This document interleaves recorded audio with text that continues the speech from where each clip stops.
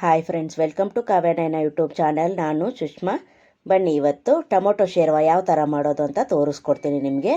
ನೋಡಿ, 4 ಮೀಡಿಯಮ್ ಆಗಿರೋ ಟೊಮೊಟೊನ ಕಟ್ ಮಾಡಿ ಇಟ್ಕೊಂಡಿದ್ದೀನಿ. 1/4 ಕಪ್ಪು ಕಾಯಿ ತುರಿ ತಗೊಂಡಿದ್ದೀನಿ. 1 ಟೇಬಲ್ ಸ್ಪೂನು ಬಡೆ ಸೊಪ್ಪು ಅಥವಾ ಸೊಂಪು, ಹಾಗೆ ಪಲಾವ್ ಎಲೆ 1 ತಗೊಂಡಿದ್ದೀನಿ. ಗೋಡಂಬಿ 6 ತಗೊಂಡಿದ್ದೀನಿ. 3 ಲವಂಗ, 2 ಯಾಲಕ್ಕಿ, ಹಾಗೆ ಧನಿಯಾ ಪುಡಿ 1 ಟೇಬಲ್ ಸ್ಪೂನಷ್ಟು ತಗೊಂಡಿದ್ದೀನಿ.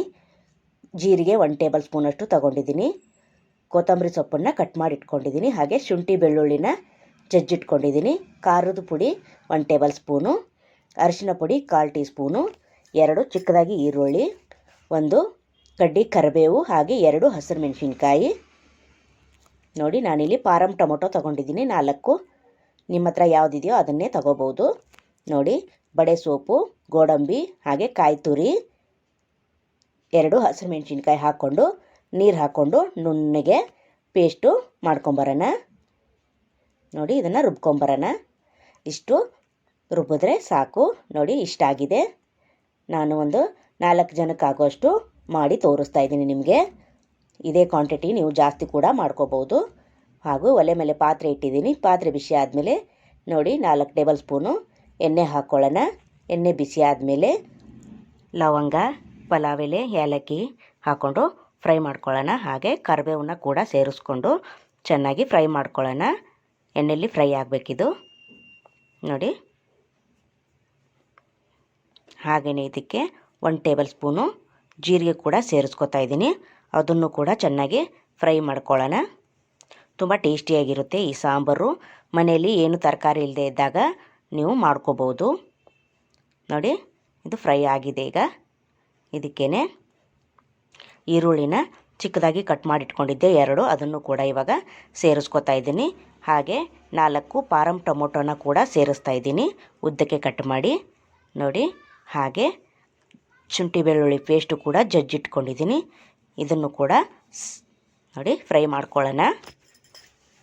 ಫ್ರೈ ಮಾಡ್ಕೊತಾ ಇದ್ದೀನಿ. ನೋಡಿ,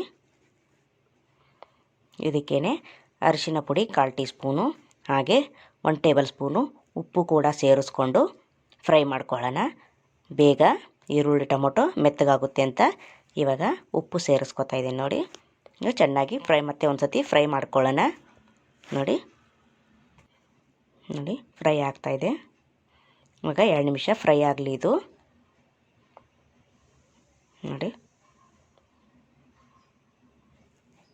ಹಾಗೆ ಇದಕ್ಕೆ ಧನಿಯಾ ಪುಡಿ 1 ಟೇಬಲ್ ಸ್ಪೂನ್ ತೊಗೊಂಡಿದ್ವಿ, ಅದನ್ನು ಕೂಡ ಸೇರಿಸ್ಕೊಂಡು ಫ್ರೈ ಮಾಡ್ಕೊಳ್ಳೋಣ. ಖಾರದ ಪುಡಿ 1 ಟೇಬಲ್ ಸ್ಪೂನು, ಅದನ್ನು ಕೂಡ ಸೇರಿಸಿ ಫ್ರೈ ಮಾಡ್ಕೊಳ್ಳೋಣ. ಚೆನ್ನಾಗಿ ಫ್ರೈ ಮಾಡ್ಕೊಳ್ಳೋಣ. ಇದು ಎಷ್ಟು ಫ್ರೈ ಮಾಡ್ತೀವೋ ಅಷ್ಟು ಒಳ್ಳೆಯದು, ಟೇಸ್ಟ್ ತುಂಬ ಚೆನ್ನಾಗಾಗುತ್ತೆ.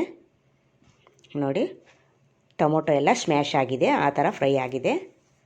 ಇದಕ್ಕೇ ರುಬ್ಕೊಂಬಂದ್ವಲ್ಲ ಕೊಬ್ಬರಿ, ಸೊಂಪು, ಹಸಿಕಾಯಿನ ಇವಾಗ ಇದಕ್ಕೆ ಸೇರಿಸ್ಕೊತಾ ಇದ್ದೀನಿ. ಚೆನ್ನಾಗಿ ಕಲಿಸ್ಕೊಳ್ಳೋಣ. ಇದು ಕೂಡ 1-2 ನಿಮಿಷ ಎಣ್ಣೆಯಲ್ಲಿ ಫ್ರೈ ಆಗಬೇಕು. ನೋಡಿ, ಸೂಪರಾಗಿರುತ್ತೆ.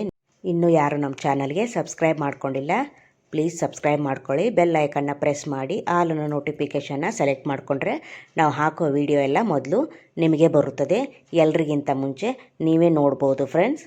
ನೋಡಿ, ಇವಾಗ ನಿಮಗೆ ಎಷ್ಟು ಬೇಕೋ ಅಷ್ಟು ನೀರು ಹಾಕ್ಕೊಂಡು ಇವಾಗ ಕುದಿಯೋಕ್ಕೆ ಬಿಡೋಣ. ನಾನು 2 ಗ್ಲಾಸ್ ನೀರು ಹಾಕಿದ್ದೀನಿ. ಇಷ್ಟಾದರೆ ಸಾಕು. ಇವಾಗ ಚೆನ್ನಾಗಿ ಕುದಿಲಿ ಇದು. ನೋಡಿ, ಇಷ್ಟು ಕುದ್ರೆ ಸಾಕು. ಇದಕ್ಕೆ ಕೊತ್ತಂಬರಿ ಸೊಪ್ಪನ್ನು ಸೇರಿಸ್ಕೊಳ್ಳೋಣ.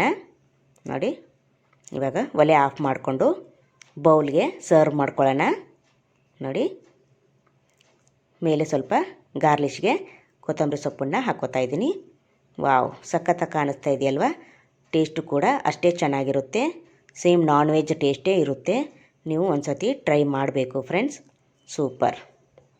ಈ ವಿಡಿಯೋ ನಿಮಗೆ ಇಷ್ಟವಾದರೆ ಪ್ಲೀಸ್ ಲೈಕ್ ಮಾಡಿ, ಶೇರ್ ಮಾಡಿ, ಕಮೆಂಟ್ ಮಾಡಿ, ಸಬ್ಸ್ಕ್ರೈಬ್ ಮಾಡ್ಕೊಳ್ಳಿ. ನಮ್ಮ ವಿಡಿಯೋ ನೋಡಿದ್ದಕ್ಕಾಗಿ ನಿಮ್ಮೆಲ್ಲರಿಗೂ ಧನ್ಯವಾದಗಳು. Thank you for watching. ನಮಸ್ಕಾರ ಫ್ರೆಂಡ್ಸ್.